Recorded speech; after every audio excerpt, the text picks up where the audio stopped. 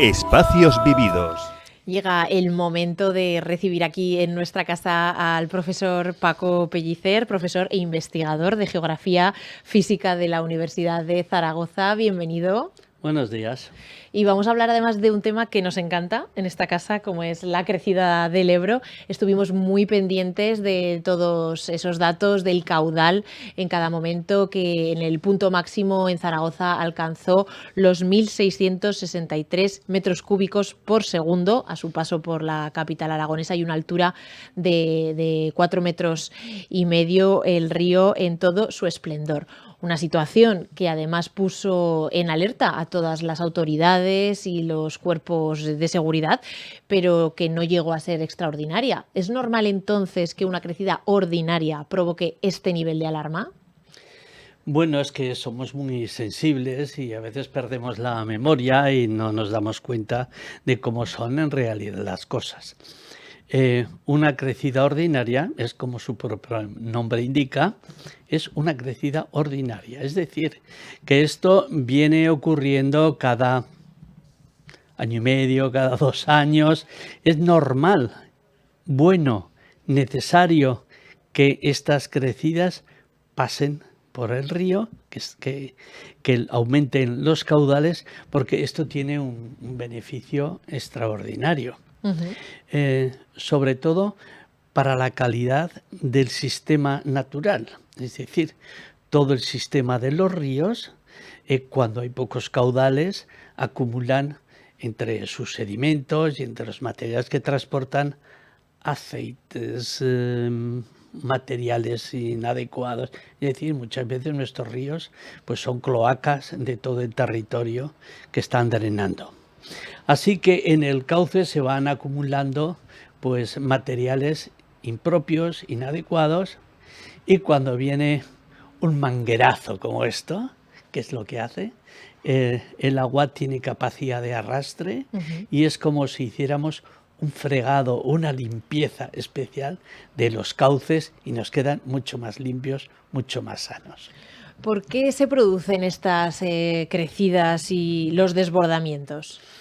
Bien, en principio las crecidas están ligadas a las precipitaciones que caen fundamentalmente en las montañas circundantes de la cuenca del Ebro, desde Cantabria, País Vasco, Navarra, pero también por la ibérica, riojana, burgalesa, todas las aguas que caen en este espacio, todas fluyen hacia el Ebro y sus afluentes y pasan por Logroño y llegan a un punto en el que se juntan con el Aragón, que es donde el Ebro se hace varón, es decir, duplica prácticamente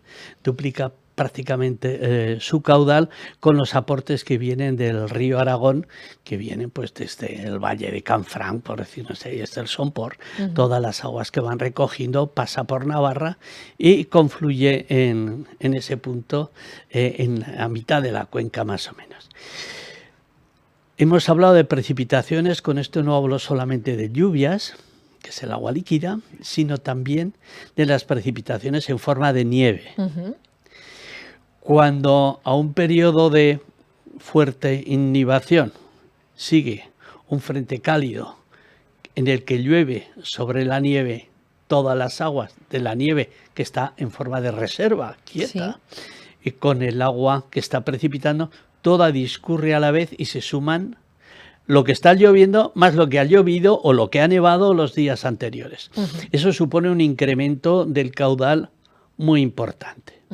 Hasta ahora no he dicho más que cosas absolutamente naturales. Esto es normal que se produzca y con una determinada cadencia se van produciendo lo que son las crecidas ordinarias, como esta que acabamos de, iba a decir padecer, no, de disfrutar. Sí, así es. Bien, y después vienen otras crecidas de mayor caudal, que son las crecidas extraordinarias, y que esas sí que son peligrosas y generan daños. Para controlar esas crecidas tenemos algunas herramientas, como pueden ser los embalses, ¿no? Sí, claro. Una cosa que hay son infraestructuras para retener el agua, almacenarla y poder disponer de ella cuando nos haga falta. Este clima mediterráneo que tenemos nosotros es el único, es un clima muy original. Es el único en el que no llueve cuando más falta les hace a las plantas. Todos los demás climas, el chino, por ejemplo, que se parece bastante, pero coincide la estación húmeda y la temperatura alta, así que todo florece maravillosamente.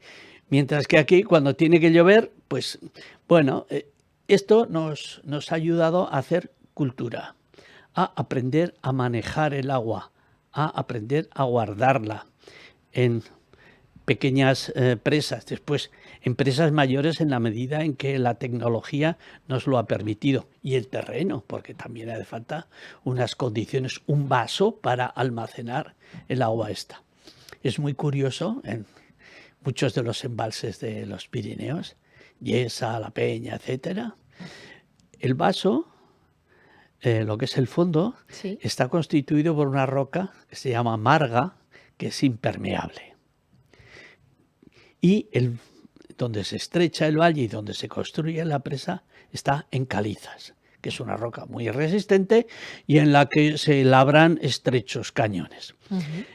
Esta confluencia de litología con capacidad para las cerradas, construir las presas y almacenar el agua es una maravilla verlo así, como nuestros ingenieros desde muy antiguo, desde época de los romanos se vienen construyendo presas. Mira en Muel, en Almonacid de la Cuba, tenemos presas magníficas.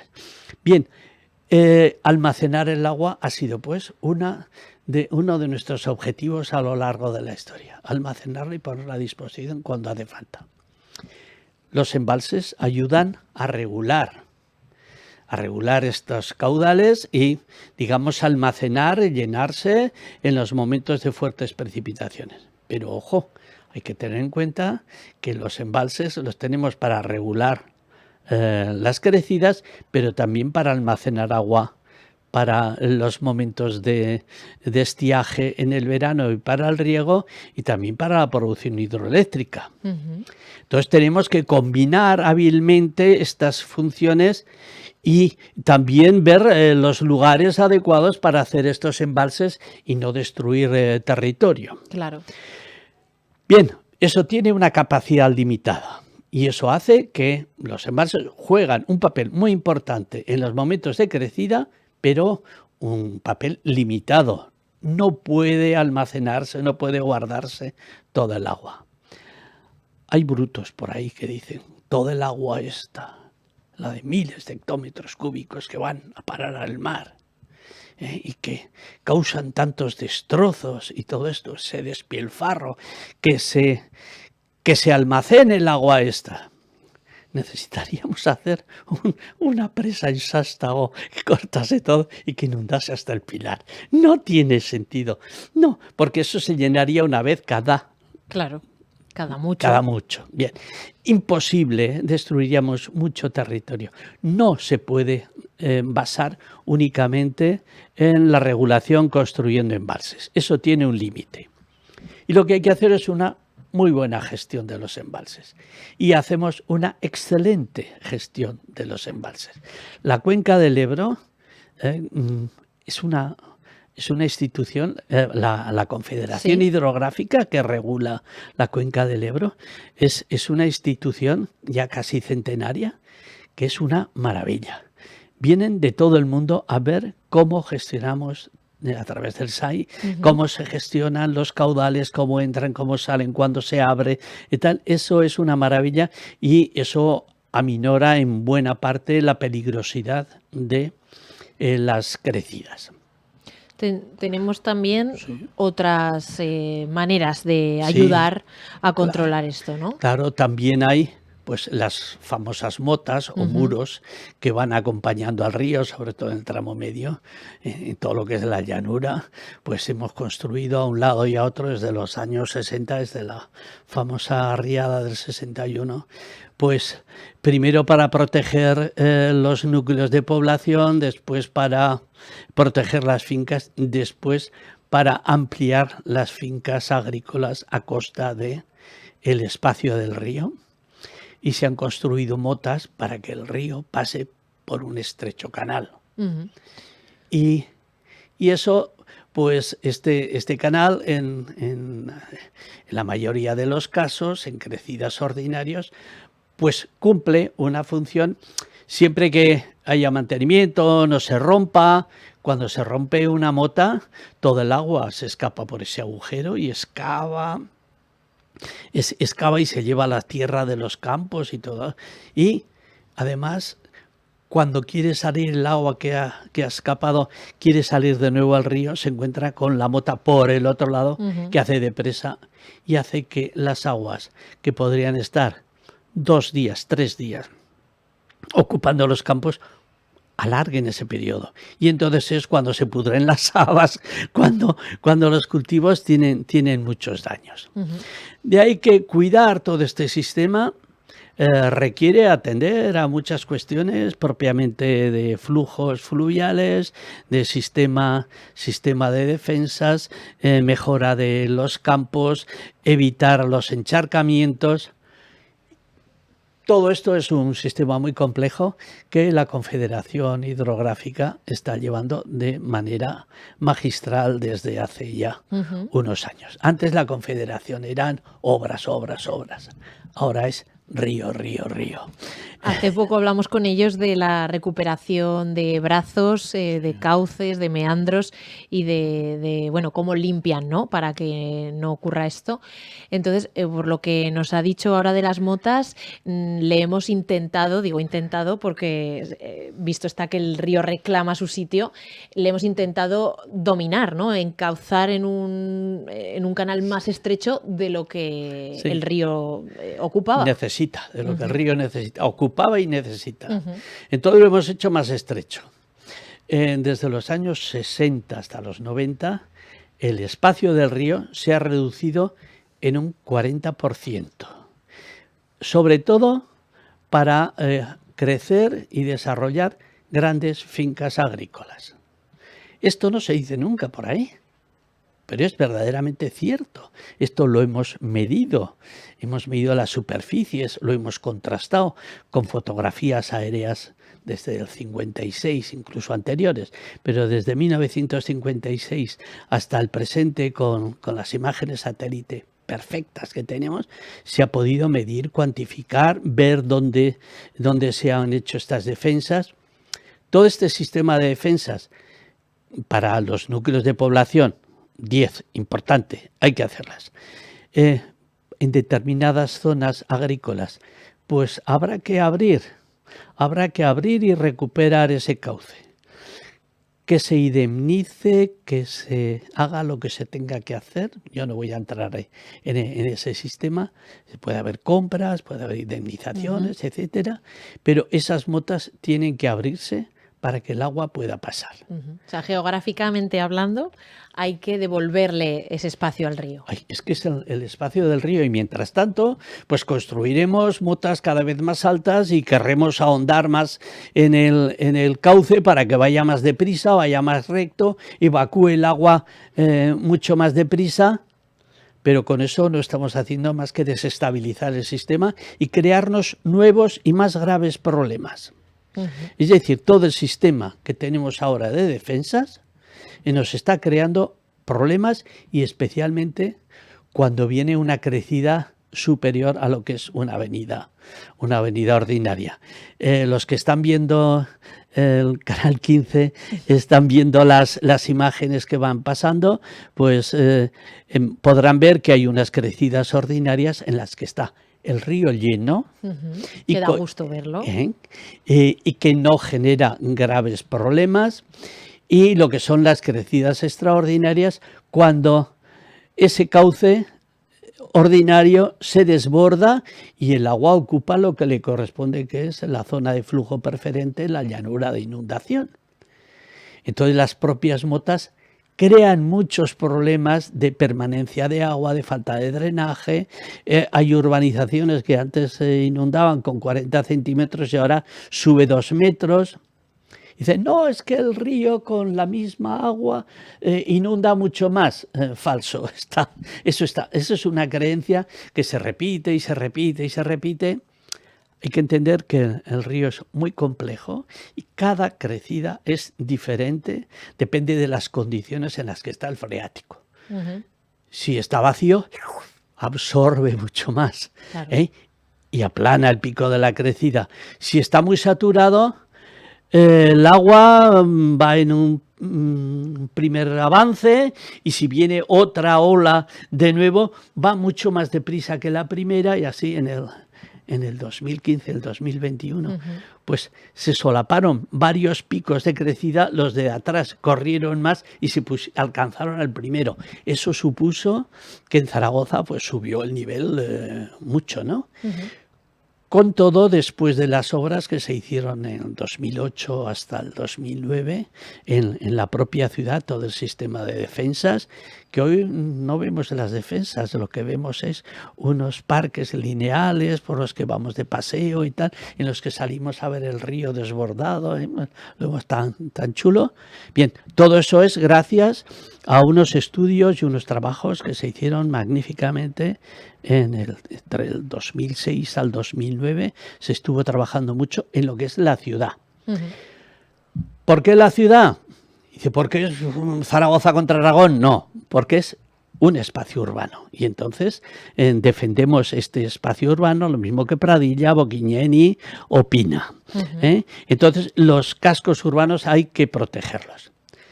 Si no se hubieran hecho estas obras, que terminaron, insisto, en el 2009, el Actur, 90.000 personas habrían sufrido los efectos de una inundación en 2015 y 2021. Claro, todo esto no fue noticia. Claro. No fue noticia porque el que estemos protegidos no es noticia. Lo que es noticia es el escándalo, el chavisque, la bronca. Eso sí que es noticia. No. Entonces hay que entender, reconocer las cosas que se hacen bien. Y Zaragoza está razonablemente bien protegida. Resumiendo, ¿qué podemos hacer para pues adaptarnos a esas crecidas que van a seguir ocurriendo y que son necesarias y que hay que recibir con alegría y con precaución, claro? Exacto, con precaución. Estamos hablando de que las aguas altas suponen un peligro. Es un peligro natural, inevitable. Eso nos lo tenemos que comer con patatas. Bien. ¿Qué es lo que tenemos que hacer frente al peligro? No ponernos en medio. Es decir, no construir dentro urbanizaciones ilegales, instalaciones ganaderas, etcétera. Todo esto se tiene que aplicar, pues, una disciplina urbanística, en su caso, retirar o blindar o acondicionar. La Confederación está ayudando en esto. Instalaciones ganaderas, pues se blindan, pues poniendo puertas herméticas, mejorando las bases, con un sistema de alerta. Un sistema de alerta que nos dicen, ojo, que en 3 días viene el río. Bien, eso sería, pues, primero, no exponernos al peligro inevitable y necesario. Segunda cuestión es hacer obras de defensa, como puede ser la de devolver el cauce, ampliar el cauce, retranquear las motas y dentro de lo que es el cauce, pues manejarlo pues con curas que son aclareos dentro del bosque y otro tipo de obras que se hacen en el río. Todo esto a través del programa Ebro Resilience de la Unión Europea y que se está gestionando y coordinando desde la Confederación Hidrográfica, se están haciendo unas experiencias magníficas. Por ejemplo, de controlar las inundaciones de tal manera que no causen daños, que entre el agua, lo que se llaman inundaciones controladas, entra el agua, moja los campos, se infiltra, pero se entra de atrás para adelante, de tal manera que se evita la corriente destructiva que arrastra el suelo y revienta las infraestructuras. Eso es un capítulo también muy importante y en la que podemos estar orgullosos de ser una cuenca en la que se está trabajando muy bien. Ujú. La que se trabaja con el río, que es un poco también de sentido común, no en contra del río. Claro, es que las políticas que se hacían en el siglo pasado, pues eran de luchar contra la naturaleza, controlarla y tal. Hoy nos hemos dado cuenta que luchar contra la naturaleza es imposible y que es mucho más interesante trabajar con la naturaleza, y cuando lo actúas inteligentemente, la naturaleza responde magníficamente. Tenemos experiencias pues de algunas zonas en las que se ha actuado, que había peligro. En la entrada del meandro de Ranillas pues, había una zona allí y peligrosa, pues hubo que hacer un destrozo, hubo que crear allí una escollera importante y tal, pero se hizo de tal manera que hoy pues lo que tenemos es un magnífico bosque natural con todas las especies naturales que ha sembrado y ha regado el río, los pájaros, la naturaleza, y todo esto gratis. Pues Paco Pellicer, profesor e investigador de Geografía Física de la Universidad de Zaragoza, siempre es un placer tenerle aquí con nosotros. Muchas gracias por haber venido a contarnos, a ayudarnos a entender estas crecidas y cómo debemos trabajar con el río y no en su contra.